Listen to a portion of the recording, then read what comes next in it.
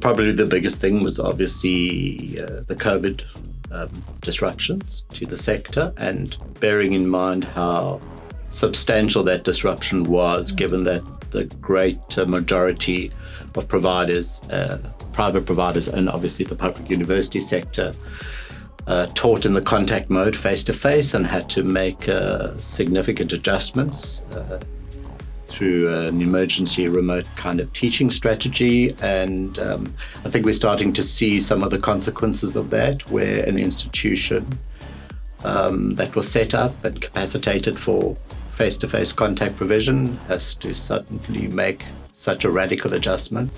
Many institutions, public and private, were not sufficiently capacitated for those kinds of risks. Policy issues needed to be resolved. Some new interesting patterns have emerged where I think many institutions now have developed that capacity for remote teaching. And I think particularly in the private provider sector, I think we're going to see many more institutions converting from contact provision to distance provision. I'm pretty proud of the way both the publics and the privates weathered all of that.